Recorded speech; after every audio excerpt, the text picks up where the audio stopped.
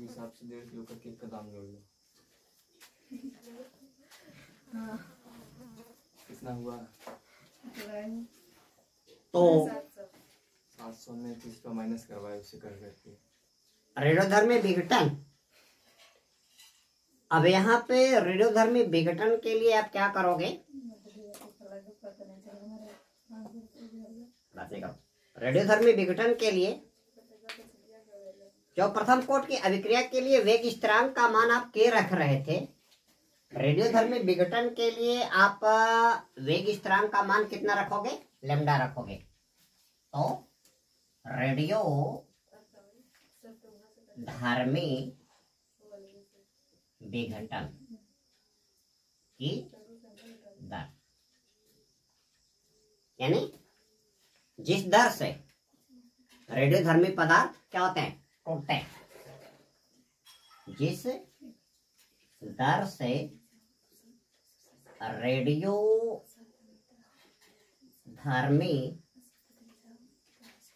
पदार्थों के नाभिक दूसरे तत्व के नाभिकों में क्या होते हैं? परिवर्तित होते हैं। तो यहाँ पे रेडियोधर्मी विघटन की दर के कांस्टेंट के लिए आप क्या ले लो? लैम्डा ले लो। और प्रथम कोट की क्रिया आपकी क्या कहती है? 2.303 बटे कितना? बटे टी। और log 10 पे आप क्या कर दो? n0 बटे क्या कर दो? n कर दो। जहां पे आपका लैम्डा क्या है? रेडियोधर्मी विघटन की दर है। लैम्डा क्या है? रेडियो धर्मी विघटन की दर। n0 क्या है? रेडियोधर्मी पदार्थ की प्रारंभिक मात्रा। ठीक है। रेडियो धर्मी पदार्थ की क्या है? प्रारंभिक मात्रा है। किस समय पे? टी बराबर 0 पे। और n क्या है?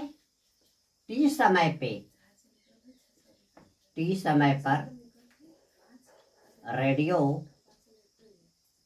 धर्मी पदार्थ की क्या? शेष मात्रा। ये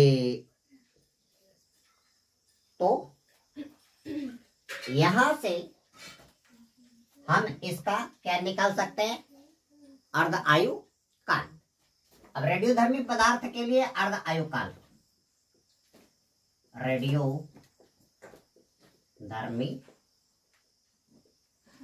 पदार्थों के लिए क्या निकालेंगे? अर्ध आयु काल, यानी half life period. Half life period क्या होगी? वह समय अंतराल जिसमें रेडियोधर्मी पदार्थ की विघटन की प्रक्रिया के फलस्वरूप आधी मात्रा क्या होती है? शेष बचती है। तो क्या हो जाएगा? वह समयांतराल जिसमें रेडियोधर्मी पदार्थों में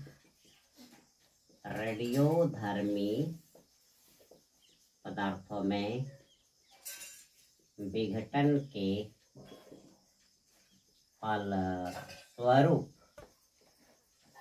रेडियोधर्मी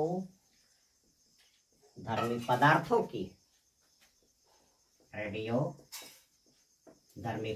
की शेष मात्रा कितनी रह जाती है?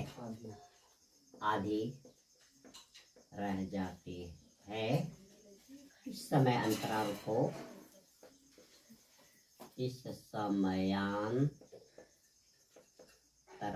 को रेडियोधर्मी पदार्थों का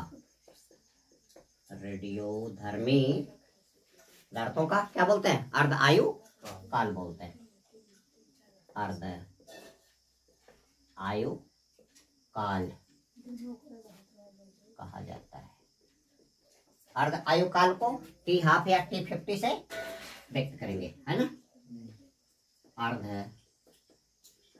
आयु काल यानी हाफ लाइफ पीरियड को T50 या T½ से क्या करेंगे, व्यक्त करते हैं।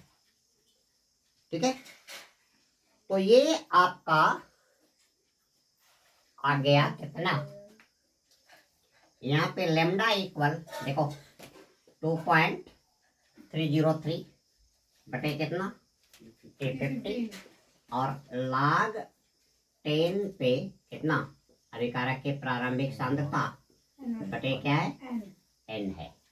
और n की जगह पे आपका क्या हो जाएगा, T50 पे इसकी मात्रा कितनी बच जाएगी, N0/2 बच जाएगी। आधा निकल, आधा टूट गया ना, तो आधी है ना बचा।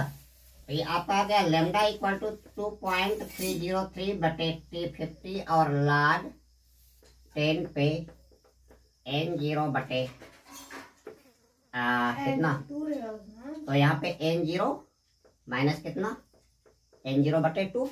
आधी मात्रा क्या हो गई, प्रारंभिक मात्रा की टूट गई, तो कितना बच गया यहाँ पे, ये आपका लेमडा बराबर 2.303 बटे कितना T50 और log 10 पे N0/2।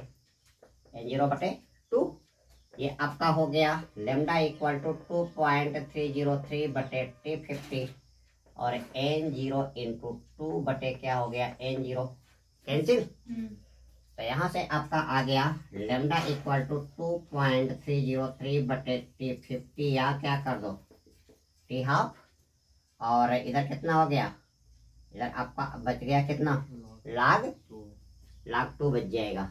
तो यहाँ पे log लिखोगे, log 10 पे 2 बच गया।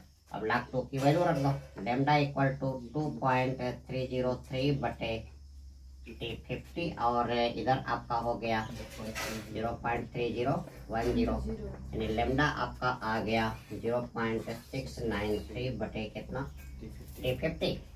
तो यहाँ से आप क्या कर दोगे, T50 की वैल्यू निकाल दो। ये आपका हो गया T50 या T½ इक्वल टू 0.693 और बटे क्या हो गया, ये आपका आ गया ये लेमडा आ गया। ठीक है,